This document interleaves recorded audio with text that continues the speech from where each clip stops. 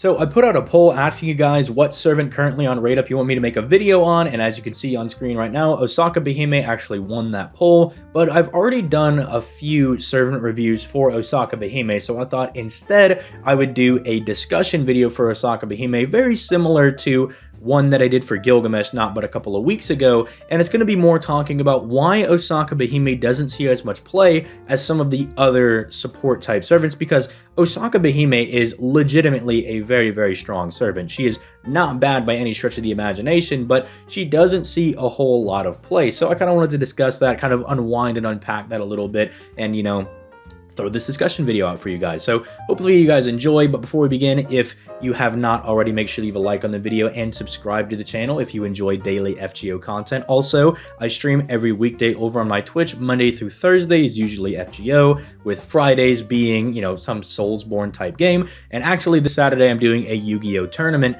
at 5 p.m. Eastern Standard Time. If you want to join that, you can, DM me on Discord what deck you want to play and whatnot. Just bring whatever you want. I'm just looking to have a fun time playing some Yu-Gi-Oh with the boys. But with all the announcements and everything out of the way, let's go ahead and start talking about Osakabehime. So this servant does a whole lot, right? She's definitely worth using, because you look at things like her first skill and her NP, these things are chocked full of different effects, and they definitely got a lot better after they received their buffs. I mean, this is just making her insanely tanky, while also giving a really solid defensive buff to the entire party, very similar to like what Waver is able to do defensively. It's why Waver's still just really nice in team comps, and even when Merlin came out, I preferred doing like a Merlin Waver setup instead of just double Merlin, because I really valued that extra defense that Waver gave to the entire party, making it so like you could actually take a lot of hits and such. And Osakabehime is definitely really strong for that, because you have two avenues of getting defense, right? And she's also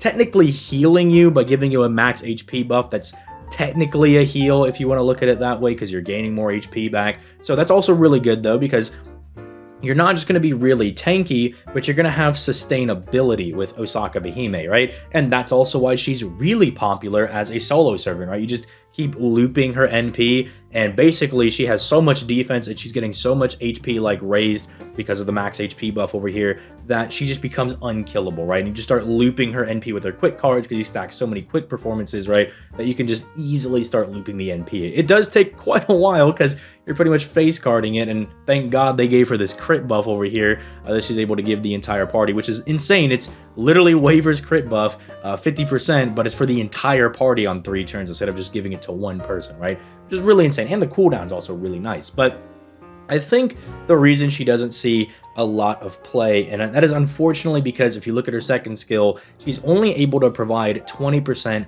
to one member in the party, right? And in today's day and age, that's even why some people have fallen out of favor with using Merlin, because Merlin only gives you 20%, right? And for a lot of setups, that's just not good enough anymore. When we have people like Scotty or Castoria or Koyenskaya, right, or Ruler Scotty running around that can just dump 50% into somebody, right?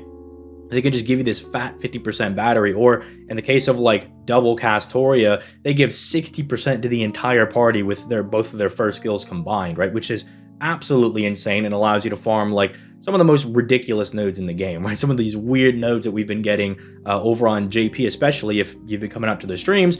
The thing that I'm able to abuse though with a lot of those is like the double Castoria thing, giving one person who's not even like the primary person I'm trying to buff an extra 60%, so that they could potentially also fire their NP as well. And I think this is one of the reasons that a lot of people don't end up using Osakabehime, similarly to like why a lot of people don't use Merlin that much anymore, because that 20% just isn't really good enough, despite all the other effects here being insane. I mean, giving them a 50% star rate buff is really good, because again, you can use her to buff Buster or Quick Servant, so you can give this to maybe a Quick Servant who's got lower hits, right? Maybe someone like Kojiro, right? I know Kojiro also gives himself like a 90% crit star drop rate buff, but just talking about Kojiro having low hits, he's got like 2 hits on his quick cards, right? So it can be a little hard for someone like that, not necessarily Kojiro, right? But someone like that might be an older servant that has lower hits, you can kind of give him that nice buff. Or like maybe they have an AoE Buster NP with high hits like Iskandar, Raiko, or Emiya, right?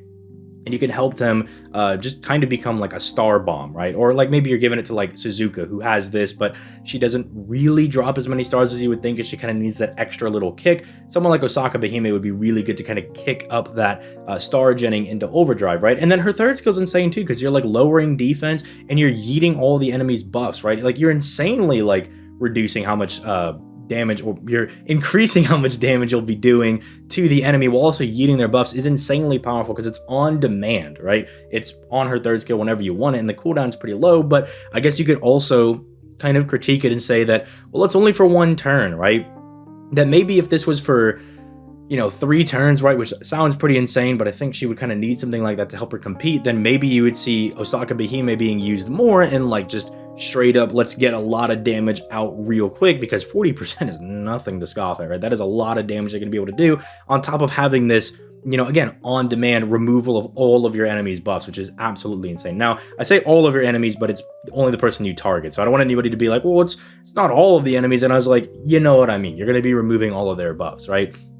So I think simply just maybe cracking this up, if they want to be really bold and they want to crack it up to a 50%, they can go ahead and do that, and that'll help her become pretty much insanely OP overnight. But then also maybe drop something else onto this skill as well. Like, let's at least make it 30%. 30% would help out a lot, because that combined with, say, your 20% append skill would allow her to basically get a servant up to 100% if they started at 50% with like 50% starting charge, right? And that opens up a lot of doors for Osakabehime, right? But then also, you know, you could still give them the crit star generation rate, but maybe also give them like an NP gain buff, right? That could be really good. It could help her out a lot in, you know, buffing up quick people, right? Because you want to use her with quick people. You want to be able to take advantage of this quick buff down here, right? So that would also help them farm a little bit more and could almost make her like an alternative to Scotty if you don't have Scotty, right? Because that's kind of what I argued a while ago on my channel when I did like the Osakabehime versus Scotty thing, is that Osakabehime kind of seems like she's on the cusp of almost being the secondary quick support servant, kind of like how Merlin is the secondary buster under Koyenskaya, right? And Tamamo's secondary under Castoria, right? I think if they did something like that, that could actually help out a lot, right? Obviously, make it a 50% battery, then she drops like 30% NP gain into them as well. That's broken overnight. Then I think people just go mad insane for Osakabehime. But maybe they want to lean more into the buster side of things. You could also just have her, you know, drop 30 stars as well, something along those lines. Or maybe you want to split those up, and then this is the one that gets like the bigger battery, and then it also gives them NP gain alongside the star gen. And then maybe this one not only lowers their defense, but then maybe regenerates 10 to 15 stars every turn for 3 turns. Like, stuff like that would be really, really strong. And it would kind of allow her to compete and give her like a unique role where she not only is making your characters like way more tanky, right? But then she's kind of like giving them the card buff. She can kind of give them NP. If we don't want to give her like the 50%, still 30% is still more than good enough, right? For the reasons I gave earlier. And then now she's also like reducing their defense for 3 turns, and that's on a 5-turn cooldown. So that's pretty much, you know, most of the time their defense is going to be low. So you're always hitting them for a lot of damage. And then it would also allow her to kind of combo really well into either quick or buster teams, right? Because honestly, even if you did put like the NP gain buff on this one, right, buster servants are going to want that, right? They still want that. It's going to help them loop their NP a bit easier, and it would just make things really interesting, right? Because then she's kind of giving stuff that Koyenskaya wouldn't be giving to everybody, right? She'd be giving that defense, because Koyenskaya has like no survivability for her team. It's a very, very volatile team that if you do not obliterate whoever you are fighting, you are going to get clapped, right? Same thing for quick teams, right? Quick teams really don't have good survivability. Like, what, you're relying on getting to Scotty's NP, which again, after its upgrade is a lot better now, but you only have like 1 hit of evasion. It's not exactly all that great, especially because it's not on demand. It's not like, say, Castoria being able to slap an invincibility onto somebody whenever they want, or Merlin being able to blanket protect the entire party. I think this would actually help out both of those teams a lot. So I don't know. Let me know what you think in the comments down below. I think just some minor tweaks to Osakabehime to kind of elevate her a bit would make her a pristine choice in like buster comps or quick comps, because again, she's kind of giving them the one thing they really don't give to their teams, and that's like extra survivability. And then with like the larger battery, the NP gain, maybe stars per turn, she's contributing a lot. But those are some of the major things I think she could get. You guys always come up with really cool and interesting buffs in the comments as well.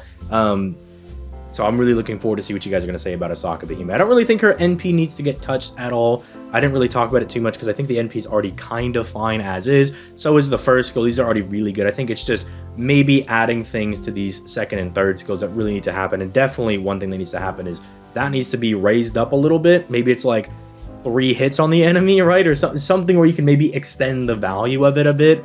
And this definitely needs to get raised a little bit to kind of put it in line with the current meta. But with all that being said, I'm going to go ahead and get out of here. You guys have yourselves a nice day, and I will catch you guys in the next video.